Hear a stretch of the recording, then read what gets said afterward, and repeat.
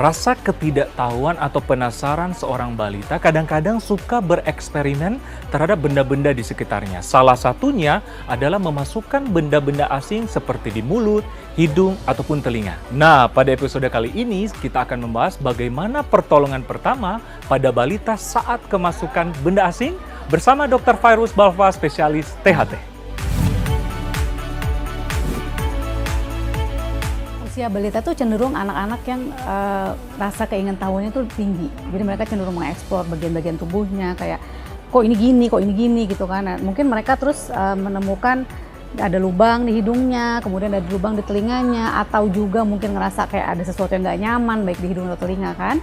Terus jadi si balita ini cenderung yang ini benda kecil coba dimasukin, ternyata masuk kan, atau bahkan ke telinganya gitu, atau ada mungkin ketidaknyamanan kayak hidungnya mungkin gatel, dicoba dikorek-korek dengan benda itu dan akhirnya malah jadi masalah dan si benda ini malah stuck di lubang hidung atau telinga, atau mulut atau telinga ya, tadi atau dimasukkan ke mulut juga. Jadi lebih ke rasa ingin tahu dan juga mereka juga belum tahu kan itu bahaya apa enggak yang mereka lakukan. Benda asing itu yang paling sering biasanya manik-manik.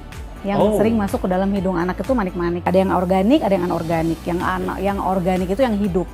Seperti serangga atau lintah atau larva lalat itu bisa juga masuk. Bisa juga ya. Kemudian kalau yang anorganik mainan-mainan, manik-manik, baterai. Jadi kalau di hidung itu sering dimasukkan manik-manik yang bulat itu yang warna-warni. Kemudian juga pernah juga menemukan kasus seperti tisu, kertas, bungkus permen, kacang tanah. Ada satu yang paling berbahaya kalau masuk ke hidung. Apa itu biasanya baterai jam, baterai kancing. Nah itu berbahaya karena kalau baterai jam ini kan ada zat kimianya. Nah zat kimia ini bisa merusak jaringan yang ada di sekitar hidung atau bahkan bisa menyebabkan lubang pada sekat hidung nih. Sekat hidung sampai rusak sampai akhirnya antara dua hidung ini tembus gitu. Iya.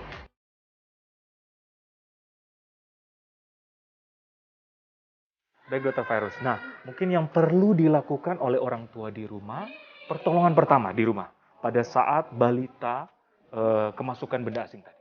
Ya. Yang pertama dipastikan adalah harus tidak boleh panik.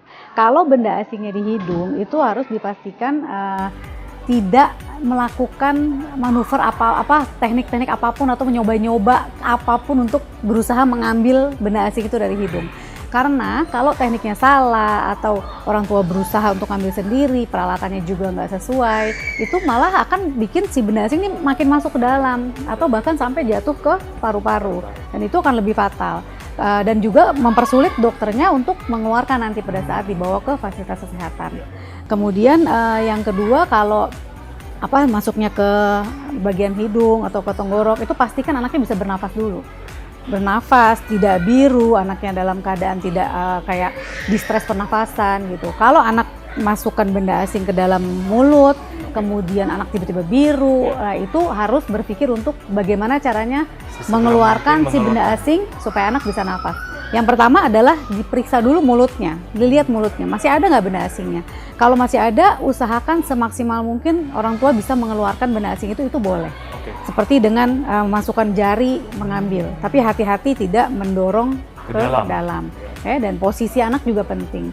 Jika ada benda asing di dalam mulut, itu posisi anak adalah kepalanya harus lebih rendah daripada tubuhnya. Jadi tengkurap posisi anak, posisi kepala itu. Lebih rendah ya?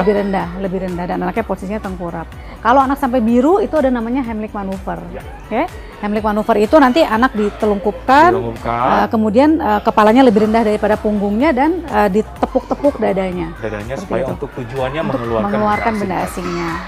Kalau anaknya udah agak besar, mungkin bisa juga dipeluk dari belakang, ditekan bagian sini, kemudian dilakukan hentakan di sini untuk mengeluarkan benda asingnya. Jadi nomor satu adalah menyelamatkan jalan nafasnya, itu yang paling penting. Oke pemirsa, sekian dulu Hidup Sehat Plus episode kali ini. Semoga bermanfaat untuk Anda semua. Saya Dr. Ekres bersama Dr. Fairuz Balfa, spesialis THT untuk Hidup Sehat Plus.